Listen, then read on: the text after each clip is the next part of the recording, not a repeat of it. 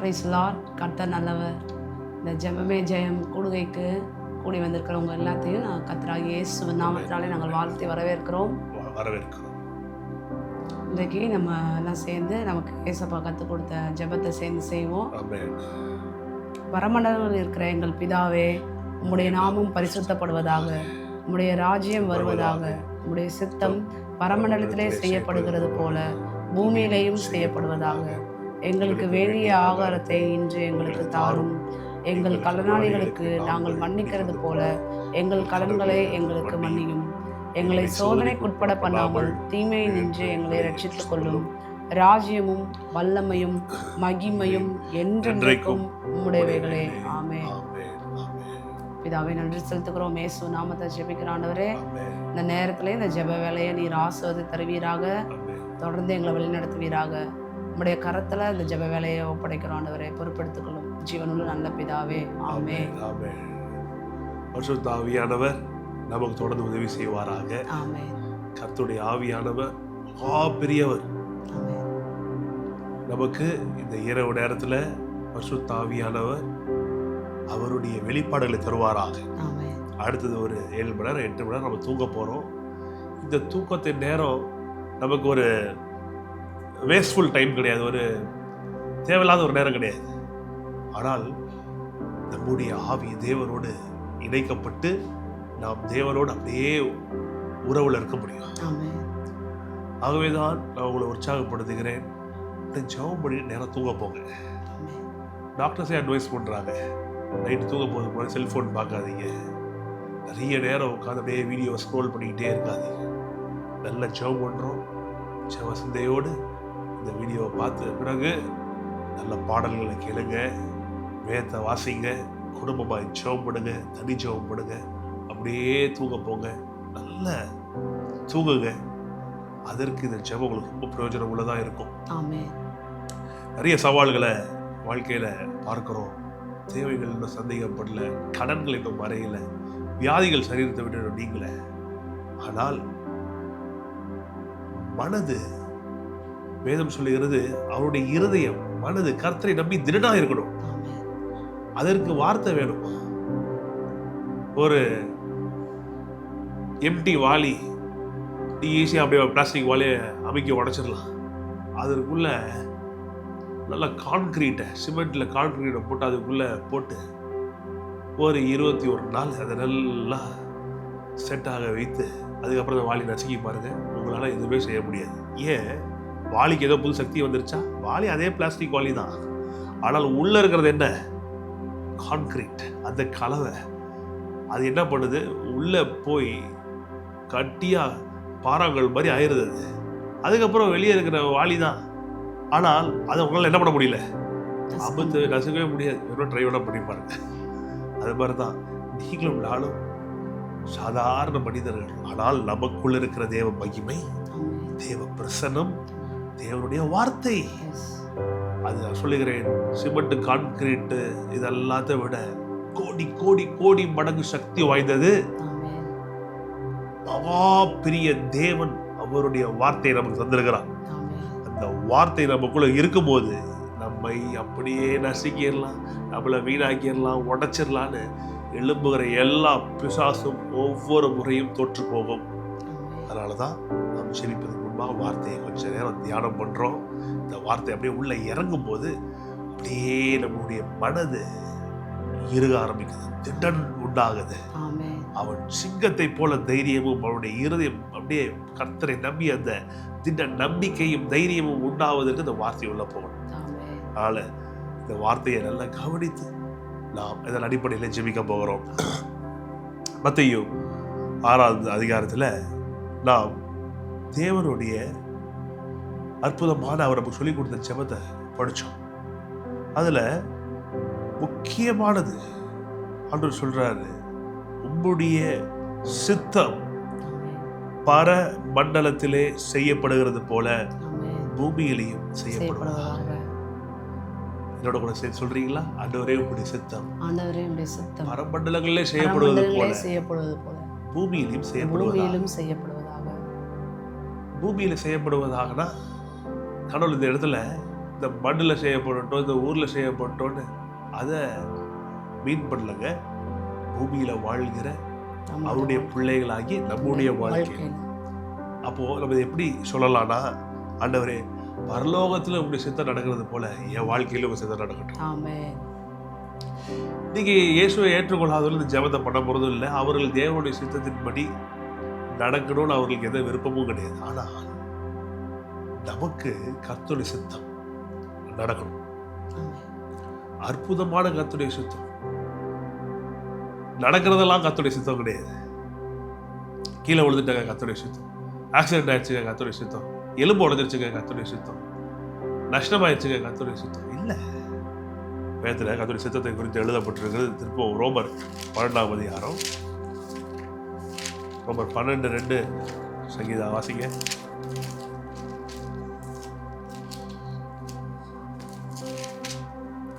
ரோமர் 12:2 நீங்கள் இந்த பிரபஞ்சத்திற்கு ஒத்த வேஷம் தெரியாமல் தேவனுடைய நன்மையும் பிரியமும் பரிபூரணமான சித்தம் இன்னதென்று பகுத்தறியத்தக்கதாக உங்கள் மனம் புதிதாகிறதுனாலே மறுரூபமாகுங்கள். தேவனுடைய சித்தம் எப்பேற்பட்டது? அது நன்மையான சித்தம், பரிபூரணமான சித்தம், பிரியமான சித்தம், பரிபூரணமான சித்தம். நன்மையான சித்தம், பிரியமான சித்தம், பரிபூர்ணமான சித்தம். அப்போ இதுல எங்கேயாவது தேவனுடைய சித்தத்துல தீமையான சித்தம்னு வருதா? பிரியமில்லாத சித்தம்னு வருதா? வீணான சித்தம்னு வருதா? வியாதியை தருகிற கடவுளுடைய சித்தம்னு வருதா? ஆனா தெளிவாய் சொல்லுகிறார், எனக்கு சித்தம் உண்டு, நீ சுத்தமாக. அப்ப நாம் சுகமாக இருப்பது கர்த்தருடைய சித்தம். நாம் விடுதலை பெறுவது கர்த்தருடைய சித்தம். எல்லாவற்றிலும் சம்பூரணம், எல்லாவற்றிலும் செழிப்பு கர்த்தருடைய சித்தம். பரலோகத்துல ஆண்டவர் எப்படி இருக்கிறார்? சகலவற்றிலும் நேர்த்தியா இருக்கிறார், சகலத்தையும் உடையவராக இருக்கிறார். இந்த குறைவு இருக்கு அவருக்கு? அவருக்கு வியாதி இருக்கா? அவர் பலவீனப்பட்டிருக்கிறாரா? இல்லையே. அப்போ ஆண்டவரே உங்களுடைய சித்தம் பரலோகத்தில் செய்யப்படுகிறது போல. அப்போ ஆண்டவருடைய சித்தம் பரலோகத்தில் செயல்பாட்டில் இருக்கிறது. அவருடைய ஆசை செயல்பாட்டில் இருக்கிறது. இப்போ உங்க வீட்டில் இதை பார்த்து கொண்டிருக்கிற உங்களுடைய ஆசைகள் உங்க வீட்டில் நடக்குது. என் ஹால் எப்படி இருக்கணும், என் பெட்ரூம் எப்படி இருக்கணும், என்னுடைய சோஃபா எப்படி இருக்கணும், நான் இன்னைக்கு காலையில் இதை சமைப்பேன், நைட் இதை சமைப்பேன், மதியானம் இதை சமைப்பேன் அப்படின்னு நீங்கள் தீர்மானிக்கிறீங்க. இந்த நேரத்துக்கு தூங்க போகணும்னு பிளான் பண்ணுறீங்க. அப்போ உங்க சித்தம் நடக்குது உங்க வீட்டில். நான் சொல்றேன், ஆண்டவரே உங்க சித்தம் உங்க பரலோகத்தில் எப்படி நடக்குதோ எங்க வீட்லயும் நடக்கட்டும், என் வாழ்க்கையும் நடக்கட்டும்னா உங்ககிட்ட வந்து நான் சொல்றேன்னு நினைச்சுக்கங்க. நீ எப்படிங்க ரொம்ப நல்லா ஹெல்த்தியா இருக்கீங்க, எப்படிலாம் சாப்பாடு சாப்பிட்றீங்க, ரொம்ப ஃபிட்டா இருக்கீங்களே, ரொம்ப அழகா இருக்கீங்களே, உங்களுடைய ஹேர் ரொம்ப நல்லா இருக்கு, உங்களுடைய ஸ்பிரிச்சுவல் லைஃப் ரொம்ப நல்லா இருக்கு, எப்படி பிரதர் இதெல்லாம் பண்றீங்க, நல்லா ரொம்ப சந்தோஷமாவே எப்போது இருக்கீங்களே, சொல்லிக் கொடுங்க. அப்போ நீங்க உங்களுடைய ஐடியாஸ், நீங்க என்ன வீட்டில் செய்யறீங்க, நீங்க என்ன பண்றீங்க, எத்தனை மணி காலையில் எழுந்திருக்கிறீங்க, என்ன உணவு சாப்பிட்றீங்க, எப்படி உங்களுடைய காரியங்களை பராமரிக்கிறீங்க, இப்படி ஒரு சம்பாஷணை, ரெண்டு சகோதரர்களுக்கு நடக்கிற ஒரு சம்பாஷணை வச்சுக்க, ஒரு பேச்சுவார்த்தை மாதிரி ஒரு டயலாக். அப்போ அதை உங்க வீட்டில் நீங்க செய்யறத நான் கொண்டு வந்து செய்யறேன்னு வச்சுக்கோங்க. அப்ப என்ன நடக்குது? உங்களுடைய திட்டங்கள், உங்களுடைய ஆசைகள் அதை அடாப்ட் பண்ணி நான் என்ன பண்றேன், செய்ய ஆரம்பிக்கிறேன். நல்ல காரியங்களை ஒருவரிடம் வந்து ஒரு கற்றுக்கொள்கிறோம். நல்லா நல்லா பண்றீங்களே, அதை நாங்களும் பார்த்து பண்றோங்க. இப்போ நம்ம ஜெபம் பண்ணுவோம், ஆண்டவர்கிட்ட கேட்கிறோம், ஆண்டவரே உங்க சித்தம் பரலோகத்துல நடக்குது, பரலோகம் ரொம்ப அழகா இருக்கே, பரலோகம் ரொம்ப பிரமாதமா இருக்கே, குறைவில்லையே, தேவதூதர்களுக்கு குறையவே இல்லையே, தேவதூதர்கள் வந்து ஆண்டவரே எங்களுக்கு மண்ணா பற்றாக்குறையா இருக்குன்னு சொல்லலையே, தேவதூதர்கள் வியாதியா இல்லையே, அங்க இருக்கிற ஜீவன்கள் 4 ஜீவன்கள் இருக்கிறது என்று பார்க்கிறோம் வெளிப்படுத்துற விசேஷத்தில். அதெல்லாம் யாருக்கும் வியாதிப்பட்டு போச்சுலாம் தெரியலையே. அப்போ நம்ம இந்த பூமியில இருந்து என்ன ஜெபிக்கணும்? ஆண்டவரே இந்த சித்தம் பரலோகத்துல செய்யப்படுகிறது போல. எவ்வளவு அழகா இருக்கு ஆண்டவரே பரலோகம். இவ்வளவு அற்புதமா இருக்கு. இந்த பூமியை கர்த்தர் அப்படிதான் உண்டாக்குனாரு, ஏதேன் தோட்டத்தை. ஆனால் தாத்தா இருக்காரே, தாத்தா பாட்டி, தாத்தா ஆதாம் தாத்தாவும் ஏவாள் பாட்டியும் பண்ண வேலை சேட்டை. பாரடைஸ் லாஸ்ட் அப்படின்னு ஒரு அற்புதமான ஒரு போயம் ஒன்று இருக்கு. ஜான் மில்டனோடது நினைக்கிறேன். அவர் எழுதியிருப்பாரு, பாரடைஸ் லாஸ்ட். இழந்து போயிட்டான் சொர்க்கத்தை, பூமியில இருந்த சொர்க்கம் ஏதேன் தோட்டத்தை. ஆனால் பாரடைஸ் ரீகெயின், அதே போயட் இன்னொரு எழுதியிருப்பாரு, பாரடைஸ் ரீகெயின். இது எப்படி நடந்துச்சு? கல்வாரி சிலுவையில மீட்பர் நமக்காய் வந்து அற்புதமா இந்த பூமியிலே பரலோக வாழ்க்கையை வாழ்வதற்கான வேலையை செய்திருக்கிறார். தேவகுமாரன், ராஜகுமாரன், ராஜாதி ராஜா இந்த பூமியில வந்து தன்னுடைய ராஜ்யத்தை ஸ்தாபித்து விட்டார். அந்த ராஜ்யம் எங்க இருக்கு? அது இந்திய தேசமா இல்ல அமெரிக்கா தேசமா? அது எந்த நாடு? இல்லங்க, அந்த ராஜ்யம் உங்களுக்குள்ளே இருக்கு. உங்க வாழ்க்கை தேவனுடைய ராஜ்யம், உங்க வீடு தேவனுடைய ராஜ்யம், உங்க குடும்பம் தேவனுடைய ராஜ்யம். நீங்க உங்க வீட்டுல நீங்க கர்த்தருடைய சித்தம் உங்க வாழ்க்கையில் நடக்கும்போது உங்க வீடு ஒரு குட்டி பரலோகம். எங்க வீடு ஒரு குட்டி பரலோகம். நானு, என் மனைவி, என் பிள்ளைங்க, இது ஒரு குட்டி பரலோகம். எங்க சபை ஒரு குட்டி பரலோகம். ஆனால் தேவனுடைய சித்தம் நடக்கலன்னா அது பரலோகமா இருக்காது, நரகமா மாறிடும். சண்டை, தரித்திரம், குறைவு, வியாதி, இது பரலோகமா இருக்காது. அதனால கேட்கிற ஆண்டவரே, ராஜ்யம் வருவதாக, உங்க ஆசைகள் நடப்பதாக. நீங்க ஆசைப்பட்டு பரலோகத்தை அழகா வைத்திருக்கிறீங்களே. நம்ம கேட்கல ஃப்ரெண்ட்ஸ் கிட்ட, எப்படிங்க நல்லா பண்றீங்களே, கொஞ்சம் சொல்லி கொடுங்க, எனக்கு கொஞ்சம் ஹெல்ப் பண்ணி கொடுங்க அப்படின்னு வந்து அவங்கள உதவி கூப்பிடும் போது அவங்க வந்து இதெல்லாம் பண்ணி கொடுத்து சில நம்மளுக்கு உதவி செய்யறாங்க. அழகா மாறிடுது. யோசிச்சு பாருங்க, கடவுளை கூப்பிடுறீங்க, ஆண்டவரே உங்க சித்தம் பரலோகத்துல செய்யப்படுகிறது போல உங்க ஆசையெல்லாம் நடக்குது. அங்க ரோடே தங்கத்துல போட்டு வச்சிருக்கிறீங்களே. எங்களுக்கு சில கிராம், சில சவரன்கள் கொடுக்கறது உங்களுக்கு லேசான காரியம். ஆண்டவரே கேளுங்க, கண்டிப்பாய் கொடுப்பார். தங்கம் ரொம்ப நல்லதுங்க. எல்லா விசுவாசிகள்கிட்டையும் எல்லா குடும்பத்திலையும் தங்கம் நிறைய இருக்கணும். என்னடா இப்படி பேசுறாரு நினைக்காதீங்க. வேதம் சொல்லுகிறது, ஆதாம் ஏவாளுக்கு கர்த்தர் ஏதேன் தோட்டத்தை செய்து உருவாக்கி அதுல 4 நதியை அமைத்து கொடுத்து அதுல ஒரு நதி கரையிலே தங்கம் பொன் விளைந்ததா. ஏதேன் தோட்டத்துல பொண்ணு இருந்தது, கர்த்தர் பொன்னை கொடுத்திருந்தார். கேட்போம், ஆண்டவரே ஒரு மில்லிகிராம் கூட இல்லையா என்கிட்ட, எல்லாம் அடகுல போயிடுச்சு, எல்லாம் வீணா போயிடுச்சு. நிறைய ஜெப குறிப்புகளை கொடுத்துருக்கீங்க. நிறைய பேரால தங்கத்தை மீட்க முடியல, சொத்துக்களை மீட்க முடியல. பிள்ளைங்களுக்கு கல்யாணம் வச்சிருப்பீங்க, நகை செஞ்சு போடணும். யோசிங்க, மனதில் யோசிங்க. முதலாவது மனது மறுரூபமாகட்டும். தேவனுடைய நன்மையும் பெரியமும் பரிபூர்ணமான சித்தத்துல உங்க சுகம் அடங்கி இருக்கு, செழிப்பு அடங்கி இருக்கிறது. நீங்கள் சொந்த வீடுகளை வாங்குவது அடங்கி இருக்கிறது. நீங்க நல்ல பொன் நகைகளை வாங்குவது அடங்கி இருக்கிறது. ஆகவேதான் சொல்றேன், நம்ம ஜெபிக்கிறதுல முதலாவது கர்த்தருடைய சித்தத்தை அறிந்து ஜெபிக்கிறோம். அவருடைய சித்தம் செழிப்பு, அவருடைய சித்தம் பிரம்மாண்டம், அவருடைய சித்தம் வார்த்தைகளால் விவரிக்க முடியாத அளவுக்கு பெரியதானவைகள். அது அப்படியே என் வாழ்க்கையிலையும் நடக்கட்டும் ஆண்டவரே. இதுதான் இந்த ஜெபம். பரமண்டங்களில் உங்க சித்தம் செய்யப்படுகிறது போல பூமியிலையும் என் வாழ்க்கையில, என் பொருளாதாரத்துல செயல்படட்டும், என் ஊழியத்துல செயல்படட்டும், என்னுடைய எல்லா காரியங்களும் செயல்படட்டும். ஆகவே விசேஷமா இதனால ஜெபிக்க போகிறோம். ஆண்டவரே,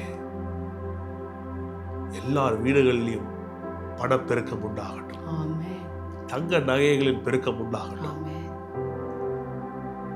விசுவாசிக்கிறவர்கள் ஆமென் சொல்லுங்க. விசுவாசிக்க முடியலன்னா கேளுங்க, ஆண்டவரே இதை விசுவாசிக்க உதவி செய்யுங்கன்னு கேளுங்க. உங்கள் வீடுகளின் நகைகள், தங்க நகைகள் பெருகுவதாக. ரோல்டு கோல்டு இல்லைங்க, நல்ல 916 ஹால்மார்க் 22 கேரட் 24 கேரட் 24 கேரட்ல செய்ய முடியாது. ஆசைப்படுங்க, காயின்ஸா வாங்குங்க, இல்லை கோல்டு பாரா வாங்கி வைங்க. ஏனென்றால் இதெல்லாம் ராஜ்யத்திற்கு தேவை. உங்களுக்கு தேவை, உங்க பிள்ளைகளுக்கு தேவை, எல்லாவற்றுக்கும் மேலாக ஆண்டவருக்கு தேவை. உங்ககிட்ட தான் அவர் கொடுத்து வைப்பார். நல்ல உக்ரானக்காரர்களாய், ஸ்டூவர்ட்ஸாய், மேனேஜர்ஸாய் இதெல்லாம் உங்ககிட்ட தான் இருக்கணும். ஆகவே இதனால நாம் ஜெபிக்க போகிறோம். கர்த்தர் பெரிய செழிப்பின் வாசல்களை உங்கள் வாழ்க்கையில திறப்பாராக. நல்லா செழித்திருக்கணும். நீங்க கொஞ்சம் நேரம் எடுத்து இதெல்லாம் ஏன் உங்களுக்கு சொல்லி தரேன்னா, அடுத்து ஜெபிக்க போறோம். ஜெபிக்கும் போது ஏதோ இது சித்தமா சித்தம் இல்லையா அப்படிலாம் ஜெபிச்சா நடக்காது. ஒரே ஒரு முடிவு, தீர்க்கமான முடிவு, நான் செழிக்க வேண்டும் என்பது கர்த்தருடைய சித்தம். அவருடைய சித்தம் பரலோகத்துல செம்மையாய் இருக்கிறது. என் வாழ்க்கையிலே அது செம்மையாய் நடக்கும் போது ஒரு நகை கூட இல்லாத உங்க வாழ்க்கையில, உங்க குடும்பத்துல பெருகும். எப்படி பெருகுமா? கர்த்தர் இயற்கைக்கு அப்பாற்பட்ட விதத்துல உங்களுக்கு கொண்டு வந்து கொடுக்க வைப்பார் மக்களை. பொன்னோடும் பொருளோடும் புறப்பட பண்ணினாருங்க. அவர்கள் கோத்திரங்கள் பலவீனப்பட்டவன் ஒருவனும் இல்லைன்னு போட்டிருக்கு. இஸ்ரவேல் எகிப்துல இருந்து வந்தபோது அப்படிதான் வந்தாங்க. நீங்களும் அப்படியாவே ஆஸ்வதிக்கப்படுவீர்கள். ஆகவே ஜெபிக்க போகிறோம். தீர்க்கமாய் விசுவாசிங்க. அவருடைய சித்தம் செழிப்பு பரலோகத்துல அதுதான் நடந்துகிட்டு இருக்கு. என் வாழ்க்கையில் அதே நடக்கட்டும். நீங்க இது தினைக்கும் கேட்கணும். ஜெபத்தை தினைக்கும் பண்ணணும். ஆண்டவரே, உங்க சித்தம் சுகம் நடக்கணும், உங்க சித்தம் செழிப்பு நடக்கணும், உங்க சித்தம் சமாதானம். அங்க கபிரியேலும் மிகாவேலும் அடிச்சுக்கிட்டு இல்லை, சண்டை போட்டுக்கிட்டு இல்லை, அங்க கூக்குரல் இல்லை, சத்தம் போட்டுக்கிட்டு பிரச்சனை போட்டுக்கிட்டு பண்ணிக்கிட்டு யாரும் இல்லை. ஆண்டவரே, அந்த அமைதி, பரலோகத்தின் சந்தோஷம், பரலோகத்தின் அமைதி, இதெல்லாம் ஆண்டவருடைய ஆசைகள், அவருடைய சித்தம். அழகா சொல்லி தராரு, உங்களுடைய சித்தம் பரமண்டலங்களில் செய்யப்படுகிறது போல பூமியிலேயும் என் வாழ்க்கையிலும் என் குடும்பத்திலும் கணவன் மனைவிடையே, குடும்பத்தில் பிள்ளைகளிடையே, சபைக்குள்ள கர்த்தருடைய சித்தம் நடக்கணும். என்ன நடக்கும்னு சொல்றோம் பாருங்க, உங்க வாழ்க்கை பரலோகமாவே மாறிடும். பரலோகத்தின் முன்ருசையை காண ஆரம்பிப்பீர்கள். நாம் ஜெபிக்கலாம். சங்கீதம் அதுக்காக ஜெபிப்பாங்க. எல்லாரும் சேர்ந்து ஜெபித்து இந்த இரவு வேளையில நாம் அற்புதமாய் கர்த்தருடைய சித்தத்தை ஜெபித்து அதை பெற்றுக்கொண்டு விசுவாசத்தோடு தூக்கப்போம். பிதாவே, நன்றி செலுத்துகிறோம். கர்த்தராகிய இயேசு நாமத்தினால ஜெபிக்கிறோம். ஆண்டவரே ஸ்தோத்திரம். ஆண்டவரே ஸ்தோத்திரம். இந்த நாள்லையும் ஆண்டவரே எங்களெல்லாம் இங்கே கூடி வர செய்த கிருபைக்காக நன்றி. ஆண்டவரே ஜெபிக்க வைத்திருக்க நன்றி. ஆண்டவரே ஸ்தோத்திரம். உடைய வார்த்தைகளை கேட்க வச்சிங்களே, அதுக்கு நன்றி. ஆண்டவரே ஸ்தோத்திரம். நாங்கள் வார்த்தையை கேட்ட பிரகாரமே அப்பா பிதாவே, பரலோகத்தில் ஆண்டவரே உங்களுடைய சித்தம் செய்யப்படுகிறதே, எல்லாம் நேர்த்தியும் ஒழுங்கா எல்லாம் அழகாக நீங்கள் நினைச்ச மாதிரி நடக்கிறதே ஆண்டவரே. அதே போல் ஆண்டவரே கர்த்தாவே, இந்த பூமியிலையும் என் வாழ்க்கையிலையும் நடக்கட்டும் ஆண்டவரே. கண்டிப்பாக உங்களுடைய சித்தம் ஆண்டவரே எப்போதும் எங்களுக்கு நன்மைக்கு ஏதுவாக மட்டுமே தான் ஆண்டவரே. அப்பா பிதாவே, உங்களுடைய நினைவுகள் எங்களை குறித்து நீங்கள் வைத்திருக்கிற நினைவுகள் அது நன்மைக்கு ஏதுவான நினைவுகள், அது சமாதானத்துக்கு ஏதுவான நினைவுகள் மாத்திரமே கர்த்தாவே. அதுக்காக உமக்கு ஸ்தோத்திரம். இந்த வேலையிலையும் கர்த்தாவே, அநேக ஜனங்கள், உங்களுடைய ஜனங்கள் அநேக பேர் கடன் பிடியில் மாட்டி சிக்கி கொண்டு தவிக்கிறார்களே, அதை நாங்கள் கேள்விப்படுறோமே கர்த்தாவே. இன்றைக்கு ஜெப குறிப்பு கொடுத்துருக்கிறார்களே, 25 வருடமா பேங்க்ல அவங்களோட நகையெல்லாம் போட்டு மீட்க முடியாமல் தவித்து கொண்டு இருக்கிறார்களே நம்முடைய பிள்ளைகள், அவர்களை எல்லாம் விடுதலையாக்குவீராக கர்த்தாவே. அவர்களை எல்லாம் கட்டி வச்சிருக்க அந்த பிசாசை நாங்கள் இயேசுவின் நாமத்தினால் கடிந்து கட்டி அப்புறப்படுத்துகிறோம். உம்முடைய பிள்ளைகள் இயேசுவின் ரத்தத்தினால கழுவப்பட்ட நீதிமான்களாக உம்முடைய பிள்ளைகளா இருக்கிற ஜனங்கள் ஒரு நாளும் வெட்கப்பட்டு போய் இருக்கக்கூடாது. உம்மை நோக்கி பார்க்கிற நாங்கள், எங்கள் முகங்கள் பிரகாசம் அடையட்டும் கர்த்தாவே. அப்படியாக நீர் கிருபை செய்வீராக. இந்த லாக்ல இருக்கிற, இந்த ஃபினான்ஷியல் லாக்ல இருக்கிற எல்லா ஜனங்களையும், எல்லா ஆட்களையும் இயேசுவின் நாமத்தை இந்த நாடையில நாங்கள் விடுவிக்கிறோம். தேவ ஆவியானவர் போய் விடுவிப்பீராக, அசைவாடுவீராக, பேங்க் அக்கௌண்ட்ஸில் அசைவாடுவீராக. லாக்ல இருக்கிற எல்லா பணங்களையும், எல்லா இந்த பேங்க் அக்கௌண்ட்ஸில் ஆண்டவரே அடகு இருக்கிற நகைகள் எல்லாம் பரிசுத்த ஆவியானவர் மீட்பீராக. மீட்டு உம்முடைய பிள்ளைகளுடைய கரத்தில் கொடுப்பீராக. ஆண்டவரே, எங்கெல்லாம் அடகு இருக்க பேங்க் டாக்குமெண்ட்ஸில், பேங்க்ல இருக்கிற டாக்குமெண்ட்ஸ், லேண்ட் டாக்குமெண்ட்ஸ் எல்லாம் விடுதலையாக்கப்பட்டு உம்முடைய பிள்ளைகளுடைய கையில வந்து சேரட்டும் கர்த்தாவே. துரோகம் பண்ண ஜனங்களை ஆண்டவரே கர்த்தாவே நீர் மனம் திரும்ப வைப்பீராக. ஆண்டவரே, பயத்தை கொடுத்து கர்த்தாவே உம்முடைய பிள்ளைகள்கிட்ட கொண்டு வந்து சேர்ப்பீராக. உம்முடைய பிள்ளைகளுக்குரிய உரிமை அந்த பிள்ளைகளுக்கு கிடைக்கட்டும் கர்த்தாவே. அப்படியாக நீ செய்வீராக. சம்பாதிக்கிற பணத்தை எல்லாம் ஆண்டவரே, பல வருடங்களாக பல ஆண்டுகளாக வட்டியிலே செலவழித்து கொண்டு இருக்கிற அந்த வேதனையை நீர் அறிவீர் ஆண்டவரே. நீர் சம்பாதிக்கிற பலனை, ஐஸ்வர்யத்தை சம்பாதிக்கிற பலனை நீர் தருகிறீர் ஆண்டவரே. அந்த சம்பளத்தை, அந்த பணத்தை பிசாசானவன் திருடாதபடிக்கு இயேசுவின் ரத்தத்தை கொண்டு நாங்கள் வேலியடைத்து பாதுகாக்கிறோம். அப்பா, நீர் நல்லவர், நீர் இரக்கமுள்ளவர், நீர் நன்மைகளை செய்கிறவர். பிள்ளைகளுடைய கண்ணீரை காண்பீராக, கண்ணீரை துடைப்பீராக, அவள் வாழ்க்கையில சந்தோஷ சமாதானத்தால் நிரப்புவீராக. வேலை கிடைக்கலன்னு காத்து கொண்டு இருக்கிற பிள்ளைகள், உம்முடைய பிள்ளைகளுக்கு வேலை கிடைக்கட்டும் கர்த்தாவே. செழிக்க வைப்பீராக. செழிப்பு உம்முடைய சித்தம். இந்த பூமியிலே உம்முடைய பிள்ளைகள் கஷ்டப்படுவது உம்முடைய சித்தமே அல்ல கர்த்தாவே. நீ நல்ல பிதாவா இருக்கிறீர் கர்த்தாவே. பொல்லாத தகப்பன்களா இருக்கிறவர்களுக்கே கர்த்தாவே தம் பிள்ளைகள் கஷ்டப்படுறது தாங்க முடியாதேப்பா. நீ நல்ல தகப்பனா இருக்கிறீர் ஆண்டவரே. உம்முடைய பிள்ளைகள் கஷ்டப்படுறத ஒரு நாளும் நீர் ஆண்டவரே ஸ்தோத்திரம், நீர் அதை பார்க்கவே மாட்டேன் ஆண்டவரே. ஸ்தோத்திரம். விடுதலை செய்வீராக. எல்லா கஷ்டங்களிலிருந்து ஜனங்களை விடுதலை செய்வீராக. சந்தோஷ சமாதானத்தோட வாழ வைப்பீராக கர்த்தாவே. ஆண்டவரே, நீர் கொடுக்கிற நல்ல வாழ்க்கையை அனுபவித்து சந்தோஷமா வாழ்வார்களாக. நீர் அப்படியாக அந்த ஜனங்களை விடுவிக்க போறீங்க, எங்க எல்லாத்தையும் விடுவிக்க போறீங்க. அதுக்காக கோடி ஸ்தோத்திரிக்கிறோம். பரிசுத்த ஆவியான தொடர்ந்து வழிநடத்துவீராக. பிள்ளைகளை பாதுகாப்பீராக. உங்களுடைய கரத்துல எல்லா ஜெபங்களையும் கொடுத்து விண்ணப்பிக்கிறோம். ஜீவனுள்ள நல்ல பிதாவே. ஆமென். சேர்ந்து சொல்லுவோம். இயேசுவின் ரத்தம் என் மேலே, பிசாசுக்கு என் மேல் எந்த அதிகாரமும் இல்லை. இயேசுவின் ரத்தம் என் மேல், நான் ஏழையாவதில்லை, குறைபடுவதில்லை, கடனில் சிக்கி தவிப்பதில்லை. நான் ஐஸ்வர்யவானாகி வர வர விருத்தி அடைந்து ஈசாக்கை போல மகா பெரியவனாக. அந்த ஆபிரகாமின் ஆசீர்வாதம் கிறிஸ்து இயேசு சிலுவையிலே சாபமானபடினாலே என் மேலும் குடும்பத்தின் மேலும் சபையின் மேலும் அது பலிப்பதாக. ஆமென், ஆமென், ஆமென்.